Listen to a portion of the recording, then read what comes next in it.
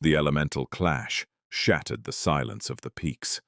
Ignis Vance lunged forward, his blade a roaring torrent of dragon fire. But Lord Malakor was ready. With terrifying speed, the water dragon's breath hissed through the air.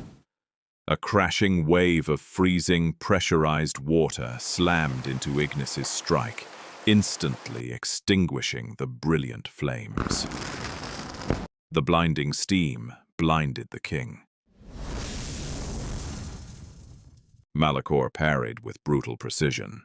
His dark steel blade flashed, shattering Ignis's gold armor and sending the rightful king crashing into the cold, hard stone. The legendary fire blade flew from his grip, buried deep in a snowbank.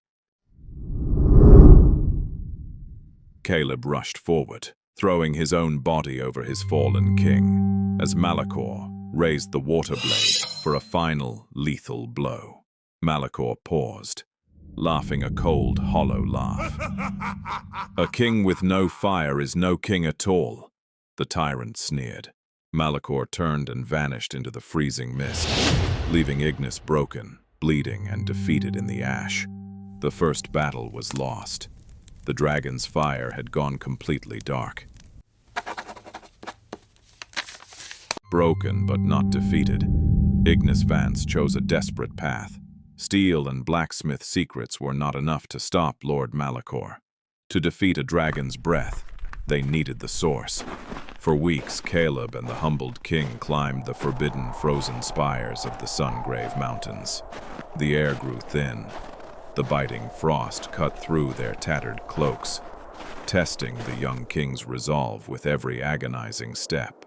Caleb kept his eyes on the horizon, following ancient maps etched into old volcanic stone.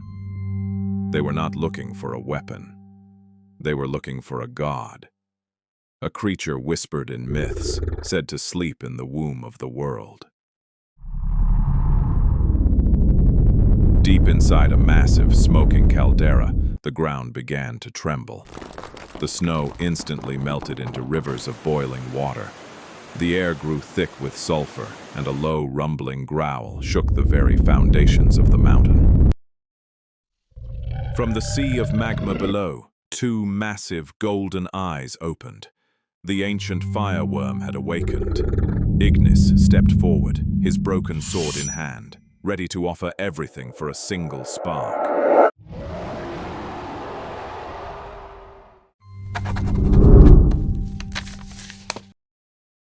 The great beast did not attack. Instead, its voice boomed inside Ignis's mind, shaking his very soul. The ancient worm demanded a test. A weapon of pure fire could only be wielded by a heart completely purged of doubt.